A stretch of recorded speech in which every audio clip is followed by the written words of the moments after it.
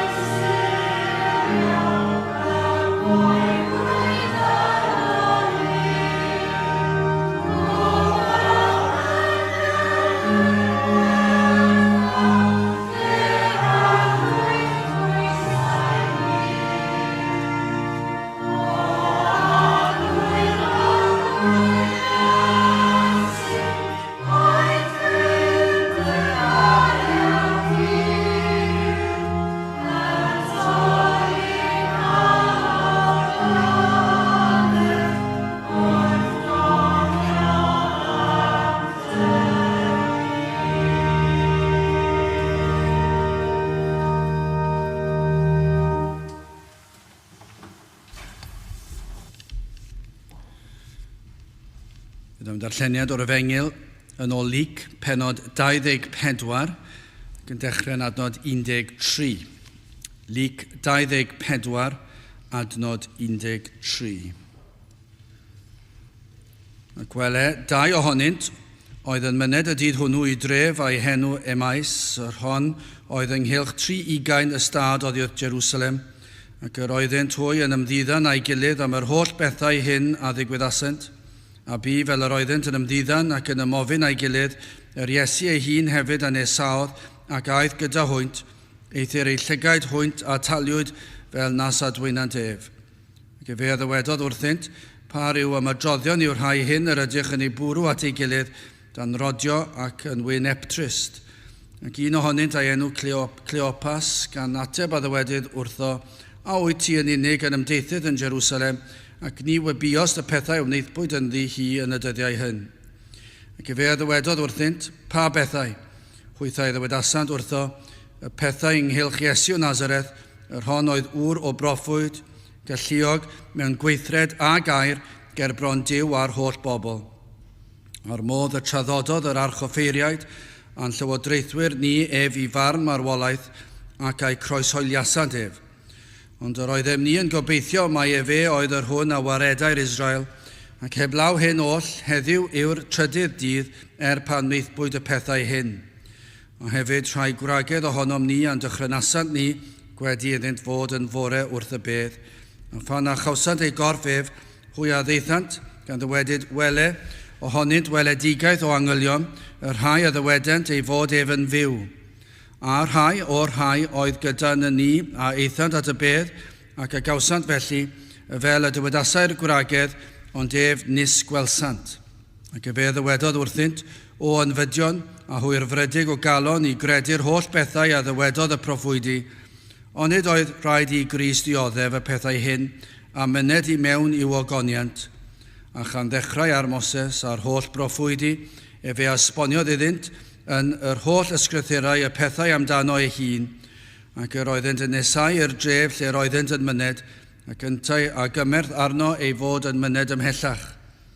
A hwy a'i cymhellasant ef, gan ddywedyd aros gyda ni, canis y mae hi yn hwyrhau a'r dydd yn darfod, ac fe a aeth i mewn i aros gyda hwynt.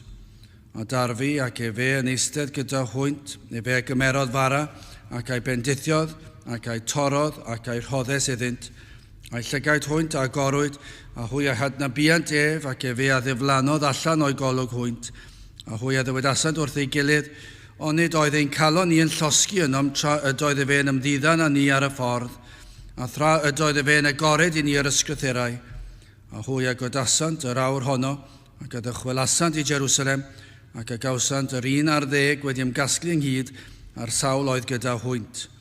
Yn dywedyd yr arglwydd a gyfododd yn wir ac a ymddangosodd i Seimon, a hwythau a droddasant y pethau a wneithid ar y ffordd a pha fodd yr adnabiwyd ef ganddynt wrth doriad y bara. Byddai bendith Duw ar ei air sanctaidd ef. Dewch i ni nawr ganu emyn arall, 360, a'i am fy meiau i dioddefodd Iesu mawr pan ddaeth yng ei gariad ef o entrych nef i lawr. 360 gewn ni sefyll i'w chanu.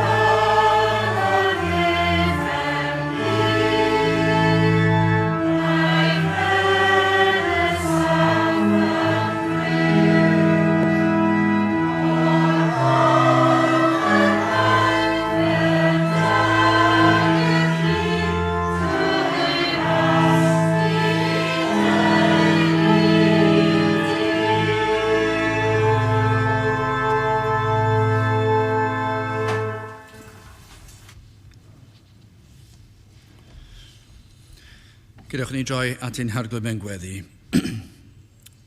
Diolch yn ei ti unwaith eto o Dduw am gyfle arall i ddod yma ger dyfron ac i ni yn diolch am yr hyddid yma sydd i'w gael i ddod i alw arna ti ac i ddod trwy heiddiannau dy fab a'n gwaredwr yr arglwydd Iesu Grist. I ni'n gallu dod oherwydd yr hyn a wnaeth ef trosom. I ni yn llawenhau wrth feddwl am ei enedigaeth gwirthio ac iddo ddod o'r nef i'r byd yma, i fyd y byddai yn ei wrthod yn ei enedigaeth, yn ei wrthod yn ei weinidogaeth ac yna yn ei groeshoelio. Ond o Dduw i ni yn meddwl am fyd sydd wedi ei wrthod ers y cychwyn ac hyd heddiw mae'r byd yn parhau i wrthod a throi cefn. Ac felly o Dduw i ni yn diolch i ti am anfon dy fab i'r fath y byd. I ni yn diolch i ti am yr arglwydd Iesu, am ei efuddod yn dod, yn gwybod yr hyn oedd o'i flaen, am y gwrthodiad y byddai yn ei ddioddef, ond hefyd o Dduw iddo cael ei groeshoelio ac iddo gymeryd dy ddigofaint di yn cael ei dywallt arno ef, yn cymeryd ein cosb ni arno ef ei hun. Ac felly o Dduw i ni yn diolch i ti am yr efengil sanctaidd, yn diolch i ti am y groes, ac hefyd o Dduw yn diolch iddo atgyfodi yn fuddugoliaethus ar y trydydd dydd. Ac felly o Dduw i ni yn gallu gweld wrth ddarllen yn dy air fod y dystiolaeth yno, bod y fab wedi dod, ac mae Duw ydoedd ac iddo ddod ac iddo wneud y cyfan oedd yn angenrheidiol ar gyfer ein hiachawdwriaeth. Ac ar y trydydd dydd iddo brofi yr hwn ydoedd a i fod wedi llwyddo ennill y fuddugoliaeth i ni. Ac felly o Dduw i ni yn gallu dod gyda'n mawl yn clodfori dy enw, yn clodfori'r arglwydd Iesu Grist am yr hyn oll y mae wedi ei ddarparu ar ein cyfer, fod modd i bechaduriaid fel ni, i dderbyn y maddeuant, i dderbyn y golchiad sydd yn y gwaed, i dderbyn heddwch gyda ti. Ac felly o Dduw i ni yn gweddio y bydd ein cylonau ni ar dan heddi wrth i ni ystyried y gwirioneddau yma. Ac i'r rhai lle nad yw eu cylonau nhw yn llosgi oddi fewn, i ni yn gweddio y bydd presenoldeb yr arglwydd gymaint y bydd eu cylonau hwythau yn cael ei meddalhau ac y byddant hwy hefyd yn ymuno yn y côr yn canu dy glodydd o'i cylonau nhw. Felly o Dduw i ni yn gofyn i ti weithio yn rymus yn ein plith ni. I ni yn gofyn i ti ddefnyddio y neges yma heddi, mae'n defnyddio dy was ac i ti rhoi y nerth sydd yn angenrheidiol o ddifri. Ac o Dduw i'r rhai sydd yma y byddwn ni yn gallu gweld a phrofi o'th presenoldeb. Ac o Dduw rhai efallai fydd yn gwrando heno yma neu mewn rhai dyddiau neu misoedd hyd yn oed. I ni yn gweddio fydd y bendith yn parhau ac y bydd y bendith yn cael ei ledeini ar hyd a lled y wlad a'r byd hyd yn oed. Ac o Dduw rhyw ddydd y byddwn ni yn cael clywed am ryw ffrwyth y fydd wedi dod o'r oedfa hon. Felly o Dduw tir di'n plith, i ni'n gofyn i ti'n helpu ni i geisio dy wyneb di heno, mae'n helpa dy was, i ni'n gofyn i bydde di yn rhoi dy nerth sydd yn dod ohono ti, a bydde di yn tywallt ysbryd ar dy was wrth iddo gyhoeddi dy air, ac y bydde di yn helpu ni hefyd i fwydo oddi ar yr hyn fydd yn cael ei gyhoeddi. Felly o Dduw diogelan hamser nawr cadw ar un drwg i ffwrdd, bendithio'r cyfan y byddwn ni yn ei wneud heno yma. I ni'n gofyn mae ti fydd yn cael y mawl a'r clod. I ni yn gofyn hyn oll felly trwy enw ac heiddiant ein harglwydd Iesu Grist. Amen. Gydewch i ni ganu emyn rhif 382 ar ôl i ni ganu'r emyn yma, fe fydd y parchedig Dafydd Morris yn dod i bregethu i ni, ond yn gyntaf, gyn ni ganu 382 deied pechaduriaid triain yn fynteoedd mawr ynghyd, doed yn ysoedd pell y moroedd i gael gweld dy wyneb pryd. 382 gyn ni sefyll i'w chanu.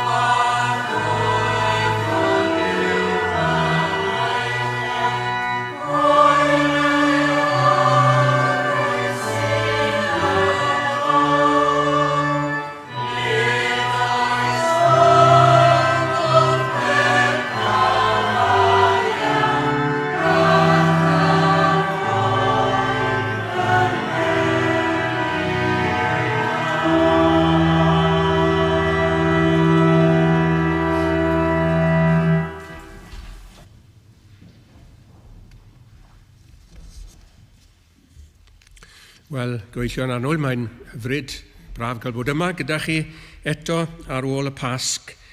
A ninnau'n meddwl heno am adnod yn y bennod a ddarllenwyd, bedwaredd bennod ar 20 o'r Efengyl fel mae Luc yn ei chofnodi hi, ac yn cymryd yn destun adnod ddeuddegfed ar 20, adnod 32, hennod 24 o'r Efengyl yn ôl Luc. A hwy a ddywedasant wrth ei gilydd, sef Cleopas a pwy bynnag oedd gyda ge, rhai meddwl mai i wraig, i gymar, ond dyn ni ddim yn gwybod. Cleopas a rhyw berson arall, hwy a ddywedasant wrth ei gilydd, onid oedd ein calon ni yn llosgu yno, tra'r ydoedd e fe yn ymddiddan â ni ar y ffordd, a thra'r ydoedd e fe yn agored i ni yr ysgrythurau. Rhai ohonoch chi falle wedi darllen llyfr Mrs Bethan Lloyd-Jones, Memories of Sandfields. Llyfryn bach diddorol iawn, a llawer o hanesion hyfryd ynddo fe. Mae yna hanes am un dyn o Fro Morgannwg, yn wreiddiol, Mr Matthews, wedi symud yn ei henaint at i ferch a'i fab yng Nghyfraith yn Llundain, yn Harrow. Ac Mr Matthews wedi cael ei gyffwrdd yn fawr iawn, wedi dod i'r bywyd yn ystod diwygiad 1954. Ac oedd grym a gogoniant y digwyddiad hwnnw wedi aros gyda ge ar hyd y blynyddoedd. Ac oedd e wedi dod i'r bywyd pan oedd e bron, yn tynnu am 70, beth bynnag. Ond erbyn hyn nawr oedd e'n byw yn Llundain, doedd e ddim yn medru Saesneg o gwbl. Cymro uniaith oedd Mr Matthews wedi ei fagu yn y Fro, oedd yn Gymraeg y pryd hwnnw, canol y 4edd ganrif ar 15 i ni'n sôn amdano fe nawr wrth gwrs. Ac wedyn yn mynd yn mynychu capel Charing Cross, capel yr Hen Gorff, capel Cymraeg wrth gwrs. Ac yno oedd yr Phillipses yn addoli. Ac fe ddiallodd Mrs Phillips, mam Bethan, fod Mr Matthews yn anllythrennog, yn methu darllen. Ac oedd hyn yn ofid mawr iddo fe, wrth gwrs, o blegid oedd e'n methu darllen y gair, methu darllen y Beibl. Dyna oedd yn ofid iddo fe'n fwy na dim. Ac felly dyma i wahodd e i gartre'r Phillipses, a Mrs Phillips yn ei ddysgu fe i ddarllen. Y llyfr testun, wrth gwrs, oedd hwn, Beibl William Morgan. Oedd yn gyfarwydd ar Beibl, ond methu i ddarllen e. A dyma hi felly yn hyfforddi Mr Matthews ac yn ei fus ar y gair ac yn dechrau dirnad y geiriau ac fe aeth iddi'n reit gyflym mae'n debyg. Ond dyma fe'n torri allan i wylo yn sydyn. Oedd e wedi dod ar draws rhywbeth ar dudalen yr ysgrythyr. Beth o'ch chi'n meddwl nath beri iddo fe ddechrau wylo'n hudil? Beth nath i gyffwrdd e cymaint? Chi'n meddwl bod e wedi dod ar draws hanes rhyw frwydr yn yr Hen Testament? Rhyw ddyletswydd, rhyw gerydd, mae'r cyfan yna yng Ngair Duw, mae yna ddyddiadau yma, mae yna lu mawr o bethau yn oes yn gynwysiedig yng Ngair Duw o glawr i glawr, ond un peth nath i gyffwrdd e cymaint. Oedd e wedi dod ar draws enw Iesu. Yr arglwydd Iesu Grist. Yr un oedd e yn ei garu, chi'n gweld. Yr un oedd e wedi dod i nabod. Yr un oedd wedi gwneud cymaint drosto fe. Yr un oedd wedi marw drosto fe. Yr un oedd wedi maddau feiau fe. Yr un oedd wedi agor y nefoedd iddo fe. Ac felly dyma fe yn dweud, yr enw, yr enw bendigedig. A dyma fe'n cusanu'r llyfr. I serchiadau fe ar dan. Ac ar ddiwedd yr hanesyn yma sydd gyda ni heno, mae serchiadau ddau yma wedi cael eu cyffroi i gymaint graddau. Fel maen nhw'n gallu dweud, onid oedd ein calon ni yn llosgu yno. Nawr, mae hyn yn brofiad anghyffredin i ni y dyddiau yma yn diwedd. I ni'n siarad nawr am y serchiadau, sef cariad, sel, gobaith, pethau hyn. Dyn nhw ddim yn fflamio fel petai ar allor ein calonau ni erbyn hyn ydyn nhw. O'n i'n arfer clywed slawer dydd am ambell un, beth bynnag, mae so ar dan dros yr efengil, ar dan dros yr arglwydd Iesu, ac mi fyddech chi'n gallu nabod y person oedd ar dan, o'n nhw yn siarad â phawb, siarad â Christnogion, siarad yr einio ddim yn Christnogion, am yr arglwydd Iesu, ac o'n nhw'n wresog yn yr ysbryd yn oedden nhw. Beth cynnes iawn ynglyn â nhw, i cariad nhw. Ond does dim llawer o hynny yn y dyddiau yma. Eithriad mawr yw bod ni'n clywed am rywun felly ar dan. Wel, ar y dechrau, wrth gwrs, do'n nhw ddim ar dan. Gwrthwyneb, o'n nhw'n drist iawn ar y dechrau. Yr arglwydd Iesu Grist yn tynnu sylw at y ffaith bod nhw'n wyneb drist. Dyna mae'r gair yn ei ddweud. Oedd eu tristwch nhw yn dangos yn ei wynebau nhw. Siŵr o fod, wrth iddyn nhw gerdded hefyd, i ni gallu crymu yn dyn ni wrth gerdded pan bod ni ddim yn llawen iawn. Ac oedd yr arglwydd Iesu yn gwybod hynny, wrth gwrs, yn gweld yn ei wynebau nhw nag o'n nhw ddim yn hapus. So dyma fe'n dechrau siarad yn nhw. O'n nhw yn gredinwyr, wrth gwrs. Ac dyma fe'n gofyn iddyn nhw beth oedd yn bod. Wel, o'n nhw wedi credu mai Iesu o Nazareth oedd yn mynd i waredu Israel. Ond o'n nhw'n methu cysoni'r ffaith bod yr Iesu hwn, yr un yr oedden nhw wedi ymddiried ynddo fe, wedi cael ei groesoelio, wedi dioddau mewn ffordd mor erchyll.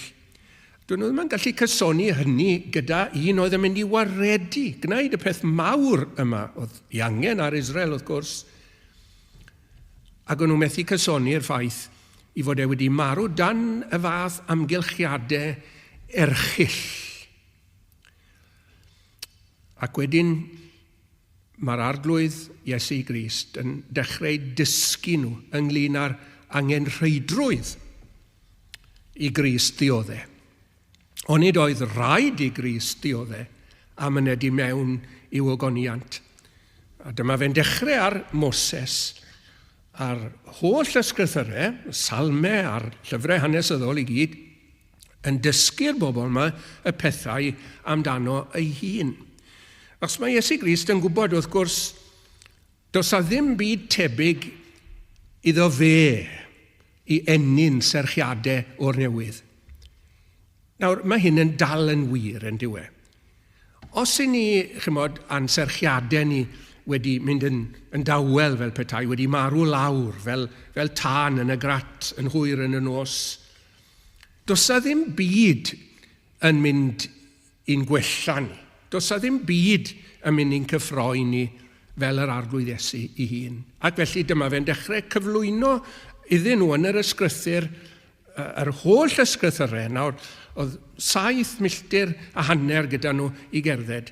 Sut nath yr arglwydd Iesu Grist gynnwys yr holl sôn sydd amdano fe ei hunan yn yr Hen Testament, yn yr amser fydde fe'n cymryd i gerdded 7 milltir a hanner, dwedwch, dwi ddim yn gwybod. Dim ond fe fydde wedi gallu gwneud hyn. Ond dyma fe'n bwrw iddi. Mae siwr yn dechrau reit yn y dechrau, chymod, wedi'r cwymp, oedd yr arglwydd Dduw yn cerdded gydag adda yn hwyr y dydd yn dod, ac wedyn yn gwisgo adda gefa a ffeisiau croen, wedi dechrau fanna, ac esbonio, wel, Iesu o Nazareth oedd hwnnw ddath at adda, hwnnw ddangosodd y fath ras at adda. Oedd hi'n ffafr anheiddiannol iawn i wisgo adda ac Efa felly yn doedd. Ac adda ac Efa wedi trio cuddio'i noethni mewn ffordd mor pathetic, trwy winio dail ffigis at ei gilydd. Yr arglwydd Iesu yn dod ac yn gweld mor anobeithiol oedd hi iddyn nhw guddio'i noethni felly. A dyma ladd anifail felly. Dyma aberth yn digwydd. Ac yn cymryd y crwyn ac yn gwisgo adda ac Efa ac yn arwyddo, wrth gwrs, cyfiawnhad. Fy ngwisgo a'i gyfiawnder yn hardd ger bron y tad. Wel, mae'n dechrau fanna, siwr o fod. Ac wedyn yn ei dysgu nhw i fod e wedi dod at bobl yng nghyfnod yr Hen Testament, i wahanol bwrpasau, i fod e wedi dod at Abram, enghraifft, wedi dod i wledda gydag Abraham. Chi'n cofio Abram yn eistedd yn Rws y Babell ac yn gweld tri yn cerdded tuag ato fe, tri o bersonau. Mae dau ohonyn nhw, mae'n amlwg yn angylion wrth fe mlaen yn y stori, ni'n deall hynny. Ac wedyn un ohonyn nhw wahanol, am Abram yn moes ymgrymu ac yn ei alw fe'n arglwydd. Ac mae'n mynd i fewn ato fe ac maen nhw'n cael cymdeithas gyda'i gilydd. Mi fydd yr arglwydd Iesu Grist wedi sôn am yr ymddangosiadau yma.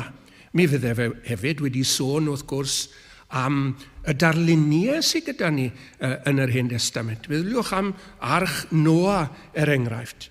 Darlun o'r arglwydd Iesu'n cadw i bobl rhag dinistr a rhag barn yw arch Noa. Fi'n gwybod bod ni'n hoffi dweud y stori yma'n arbennig wrth blant am ryw reswm yn ni mewn i'r arch a nhw, yr anifeiliaid yn ddeuoedd ac yn y blaen, ond mae yna ddysgeidiaeth hynod iawn o bwysig fan hyn ynglyn â'r arglwydd Iesu,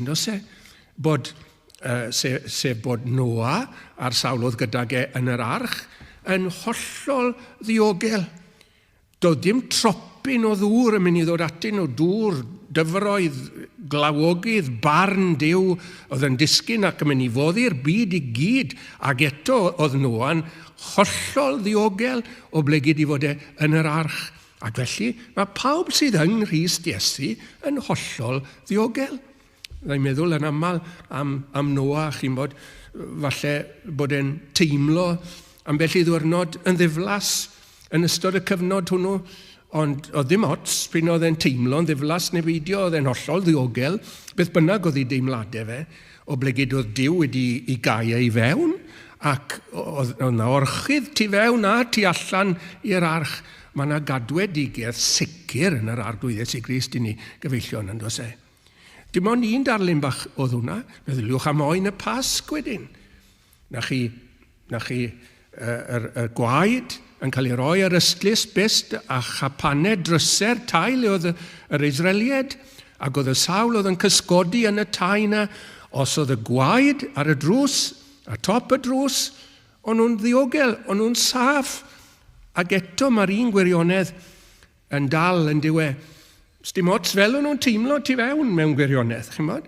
Alle rai fod yn teimlo'n hyderus, alle rai fod ddim mor hyderus, rai yn nerfus falle.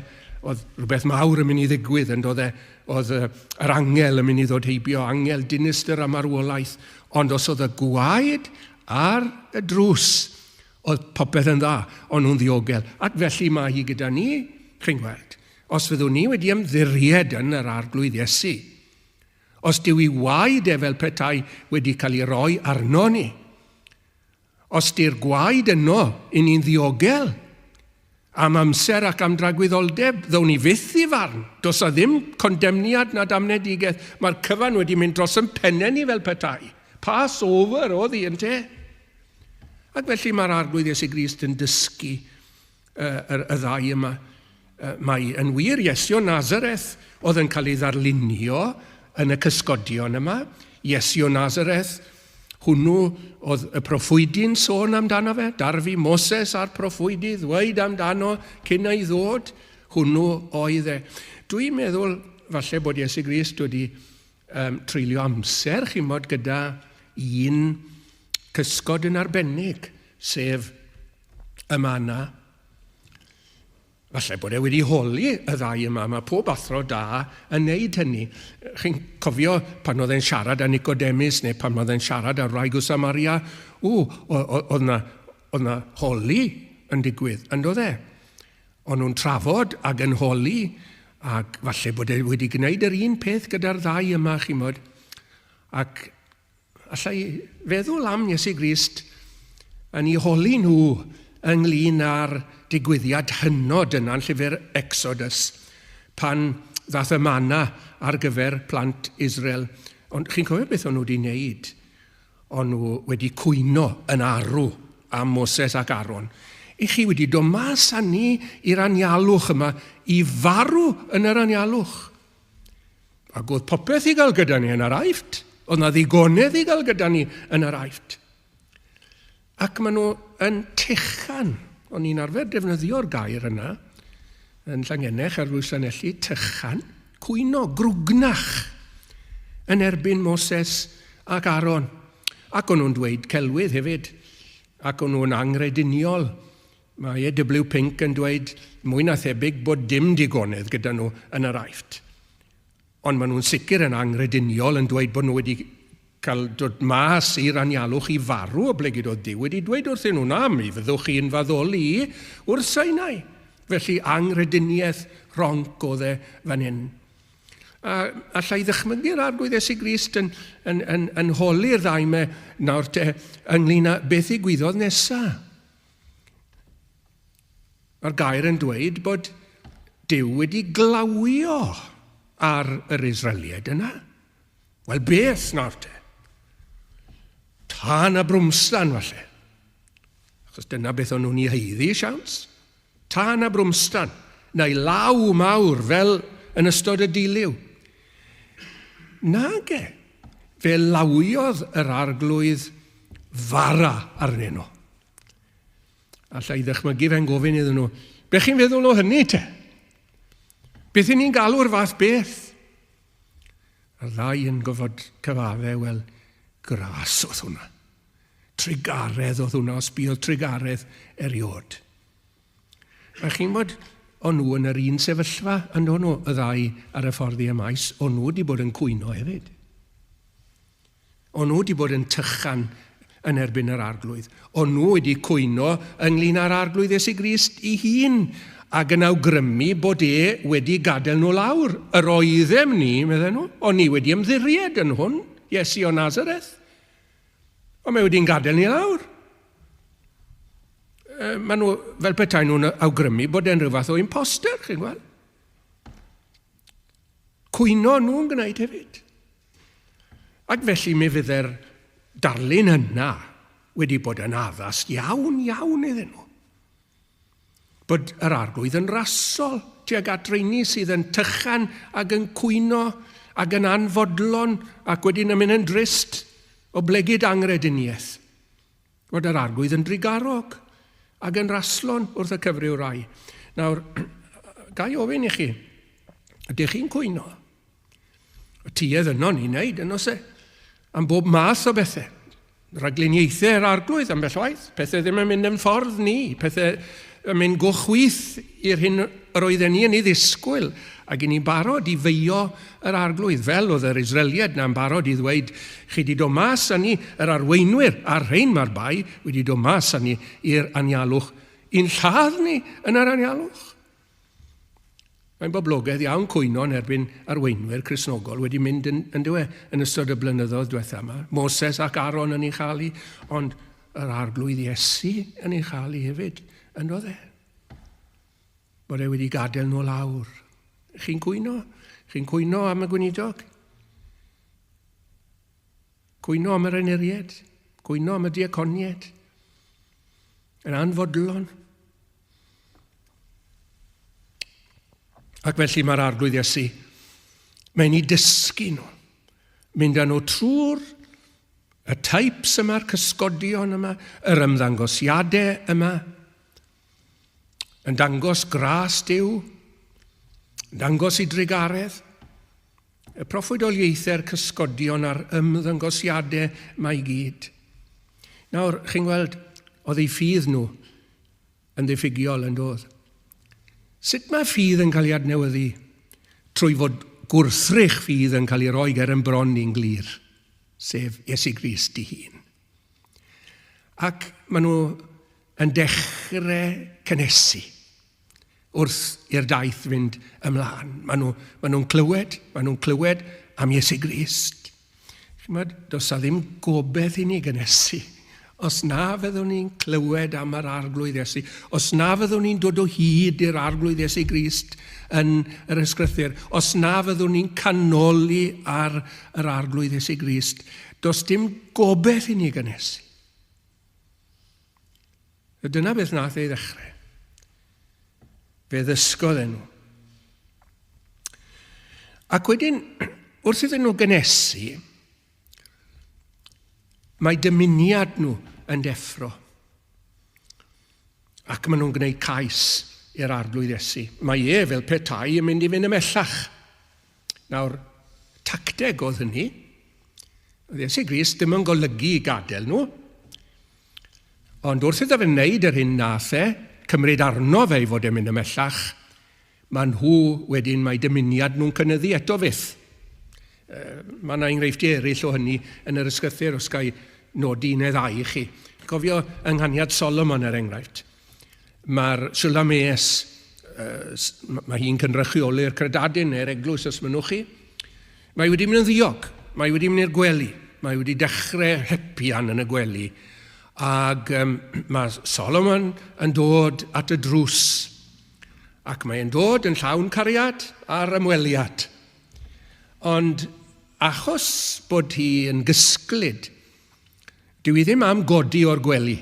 Mae wedi mynd i'r gwely, mae wedi dechrau hepian. Ac felly, mae'n ddiog ac yn ddiymateb. Nawr mae Solomon yn rhoi i law trwy'r clicied fel petai. Ac mae'n gweld hynny, jyst dipyn bach ono fe. Ac mae hyn yn enyn mwy o ddymuniad yn dyddi. Ac yn y diwedd, mae'n codi. A mae'n mynd at y drws i agor y drws, ond mae e wedi mynd. Wel, nawr beth yw hynny? Tactical withdrawal yw hynny. Fel bod yr arglwydd Iesu yn dod yn wrthrych ceisio i fwy graddau. Mae wedi mynd, mae'n mynd allan. A mae'n gofyn i'r gwylwyr ac i ferched Jerusalem, chi wedi gweld e? Pwy? A mae'n disgrifio y person yma o'i gorwyn i'w sawdl. Ac mae'n dweud ar ôl disgrifio i wahanol nodweddion a'i briodoleddau fe i gyd, mae hi'n dweud, mae e oll yn hawddgar, meddai. Nawr mae wedi deffro yn dweud. Chel mae'r arglwydd Iesu Grist yn gwneud hynny ambell waith. Mae e'n cilio fel bod e'n enyn mwy o anian ceisio yn do ni. Yr union beth ddigwyddodd gyda'r wraig o Ganan. Mae wraig yma, mae gofid mawr arni ddi, mae merch hi'n cael ei thrwblu gan gythrael. Ac mae'n dod at yr arglwydd Iesu Grist ac yn gweud, arglwydd cymorth fi, mae'n dweud, mae'n desperate, chi'n modd. Ac wedyn mae Iesu Grist fel petai'n dod iddi off, yn dweud. Yn dweud sawl peth wrth i rhoi ddi off, ond dyw i ddim yn mynd i gael ei dod i off. Ac mae'n dod fwy ac yn gwneud ceisiau mwy dwys a mwy difrifol. Arglwydd cymorth fi, meddai. Ac mae'n cael yr hyn mae eisiau yn y diwedd. Wel nawr te, mae'r rhain yn dweud wrth yr arglwydd Iesu, aros gyda ni. Mae e fel petai wedi cymryd arno fynd ymhellach, ond aros gyda ni. Mae'r dydd yn hwyrhau. Sgwni ydy ni'n ymwybodol o'r amser yn pasio. Llwn ni ddweud hyn yn bendant yn gallwn ni heno, bod y diafol o hyd yn dweud wrth rheini sydd ddim yn Gristnogion, mae digon o amser da chi feddwl am bethau ysbrydol. Nid bod fi ddim eisiau chi feddwl o beth o gwbl, ond os ddim eisiau berson ifanc, rhai o'ch chi'n ifanc iawn, mae digon o amser. Pam ddwch chi wedi gadael ysgol, pam ddwch chi wedi gadael y brifysgol, pam ddwch chi wedi setlo, pam byddwch chi wedi cael teulu, falle pryd hynny wedyn fydd cyfle i chi. Ond mae'n dweud hynny wrth bobl ganol oed hefyd, yn dweud. Pam ddwch chi wedi riteirio? Pam fydd cyfle eto yn y dyfodol rhywdro, ac wedyn mae'n mynd yn rhy hwyr yn y diwedd, wrth gwrs, yn diwy. Ac mi all ddweud hynny wrth saint Duw hefyd, ynglyn â bod o ddifri ynglyn â phethau ysbrydol. Wel, gadwch chi dyn bach eto, ond mi ddaw cyfle i chi fod mwy o ddifri, ond mae'r rhain, maen nhw o ddifri nawr, yn diw nhw. Mae'r dydd yn darfod, medden nhw. Aros gyda ni. Sgwn ni os na ddymuniad fel yna yn ein calonau ni tuag at yr arglwydd Iesu heno, achos mae'r byd i gyd yn cael ei rannu, wyddwch chi, rhwng rheini sydd am i'r arglwydd Iesu Grist fod gyda nhw, i aros gyda nhw, a rheini sydd am i'r arglwydd Iesu Grist ymadael wrthyn nhw. Mae yna hanes ofnadw gyda ni yn yr ysgythyr o hynny'n digwydd, gyda bobl Gadara. Chymod, oedd yr arglwydd Iesu wedi gwaredu lleng. Oedd lleng o gythreiliad wedi meddiannu'r dyn yna yn dod e. A chi'n bod beth wedodd y bobl Gadara, o'n nhw'n ymchwedd ar yr arglwydd Iesu Grist, yn ymbil arno fe, i ymadael o'n goror ni. They besought him that he would depart from their coasts. Besought? Beseeching? Beth mawr yn dyfa. Bobl sydd ddim eisiau dim i wneud ar arglwydd Iesu Grist. Mae teimladau nhw mor gryf yna. Cer o yma. Cer o yma. Cer o yma. Mae rhain i'r gwrthwyneb. Mae nhw'n dweud aros. Aros gyda ni. Mae serchiadau nhw'n dechrau deffro. Mae'r dydd yn darfod. Time is limited. Ynglyn â phethau ysbrydol, mae rhaid ni fod o ddifri. A pethau wedi newid yn nhw. Chi'n gweld, yndyn nhw. Pethau wedi newid. Ac felly mae'r Iesu Grist yn mynd i fewn ati nhw i aros gyda nhw. Mae wedi dysgu nhw i ddechrau. Mae dymuniad nhw wedi i ddeffro a'i enyn. Ac wedyn, y peth ola sydd gyda ni, dwi'n mynd i dynnu'ch sylw ato fe nawr, yw Iesu Grist yn datguddio ei hunan iddyn nhw. Mae yna bobl eraill fel y gwyddoch chi ar ôl yr atgyfodiad sydd ddim yn nabod Iesu Grist. Cweit yn siŵr pam, ond oedd y saith oedd yn pysgota ar fôr Galilea. Iesu Grist yn ymddangos ar y lan diwedd Efengil Ioan, oedd rheini ar y dechrau ddim yn gwybod pwy oedd Iesu Grist. Mae'r Magdalen ddim yn gwybod pwy oedd, ddim yn ei nabod e. A fan hyn, ni'n gallu gweld mae angrediniaeth sydd yn peri bod nhw ddim yn nabod yr arglwydd Iesu. Ond mae e'n mynd i ddatguddio ei hunan iddyn nhw. Mewn ffordd arbennig, mewn ffordd nodweddiadol ohono fe. Mae e'n mynd i gymryd bara. Mae e'n mynd i dorri'r bara yna, ac mae e'n mynd i roi'r bara iddyn nhw. Mae'n bendithio'r bara hefyd i ddechrau. Oedd Iesu Grist wedi gwneud hyn o'r blaen. Ar y nos y bradychwyd fe gymrodd fara. Fe ddisgodd y disgyblion yn do fe ystyr y bara. Hwn, medde fe, yw fy nghorff, yr hwnna dorri'r trosoch. Nawr mae'n mynd i wneud hynny yngwydd y ddau yma. Wedi bendithio, hynny yw erfyn y bydd y dorth yn gwneud lles iddi cyrff nhw, a'r hyn mae'r dorth yn ei arwyddo yn mynd i wneud lles iddyn nhw, yna mae e'n cymryd y dorth. Nawr, allwch chi weld e'n cymryd y dorth na yn ei ddwylo. Mi fydden nhw nawr hefyd yn edrych ar ei ddwylo fe, yn bydden nhw, ac mae ôl yr hoelion yn ei ddwylo fe. Mae e'n rhwygo'r dorth, a mae hynny yn ei atgoffa nhw o'r hyn mae e wedi ddweud eisoes, onid oedd rhaid i Grist ddioddau. Mae wedi dysgu nhw ynglyn â hynny, y dioddefaint, ar lafar, geiriau. Dwi'n dweud wrthoch chi, roedd rhaid i Grist ddioddau. Nawr mae e'n dangos hynny trwy rwygo'r dorth yn ei hanner.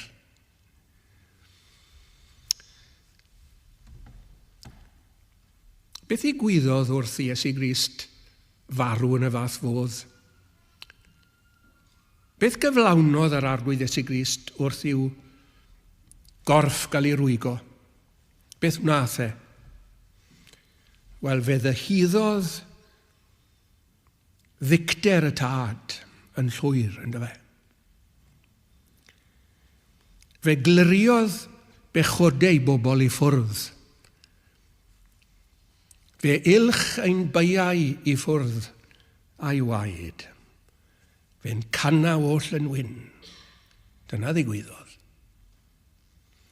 Fe gymododd y bobl oedd ymhell wrtho fe, wedi gwahanu, wedi ysgaru wrtho fe, a pechodau wedi gwneud hynny. Fe ddoth nhw at ei gilydd, Duw sanctaidd, a tyrfa nas gall neb ei rhifo o bechaduriaid yn y cymod. Fe gyflawnwyd yr iawn, fe gyflawnwyd y cymod. Duw a'i bobl yn cael ei cymodi gan waith bendigedig yr arglwydd Iesu Grist ar Galfaria. Fe agorodd y nefoedd trwy farw yn ein lle ni. Fe roedd glo ar ddrws uffern o gyferau bobl. Fe lwyddodd ar ei ben ei hun i sigo pen y ddraig, sef Satan. Fe ysbeiliodd y tywysogaethau a'r awdurdodau. O, yr gorchestion mawr yma gyflawnodd yr arglwydd Iesu Grist trwy bod ei gorffau yn cael ei rwygo. Ac mae'r rhain yn gweld pwy yw e. Iesu Grist yw e. A welsoch chwi? Chi wedi cael cipolwg ar yr arglwydd Iesu? Chi wedi gweld e'n marw yn y lle chi? Chi wedi gweld e'n cyflawni'r gweithredoedd na fysech chi byth bythoedd yn gallu i gwneud nhw? Ydych chi'n gweld yr arglwydd Iesu Grist yn ddigon? Ydych chi'n gweld e'n addas ar eich cyfer chi? Oedd Iesu Grist wedi sôn amdano fe hunan fel y manna yn dod e. Ond oedd e'n addas ar gyfer y bobl yma. Rhain oedd wedi tychan rhywun peth ar hynny yn yr Hen Testament. A nawr mae e'n dweud wrthyn nhw, gewch chi fwydo arna i nawr. Cofiwch, amdano fe'n dweud yn y chweched o Ioan, heblaw bod chi yn bwyta nghorff fi ac yn yfed yng ngwaed i fydd yn bywyd yno chi, medda fe. Yn i'w, mae rhaid i chi gymryd drostoch chi'ch hunan beth wi wedi wneud ar Galfaria, fel peta chi'n byta bwyd. Cymrwch ei fewn atoch chi'ch hunan. Gnewch e'n rhan ohonoch chi, byddwch fyw arno fe. Nawr, beth i ni'n byw arno fe heno? Beth i ni'n dibynnu arno fe? Beth sydd yn cynnal ni ac yn porthu ni ac yn cadw ni fynd? I fe gwaith Crist ar Galfaria? Y corff yna wedi rwygo'r gwaed a dywalltwyd? Dim ond treini fed yn rhoi bywyd i ni, chi'n gweld. Ac felly mae yna ddiwedd hapus iawn i'r stori yma, yn does e? Rhain y mae syrchiadau nhw nawr wedi i deffro. Mi fydden nhw yn yr un man nawr a Mr Matthews yn fydden nhw. O, yr enw bendigedig. A byddai'r arglwydd weithio yn cael o'n ein newoll i'n dwy'n ni i'r un man. Amen.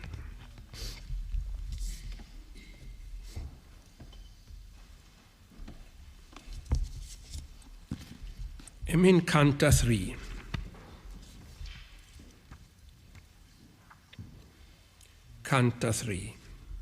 Mi dafl amaich oddi ar fy ngwar wrth deimlo dwyfo loes, a ogrwydd fel mynyddoedd byd, drin ganu wrth y groes. 103.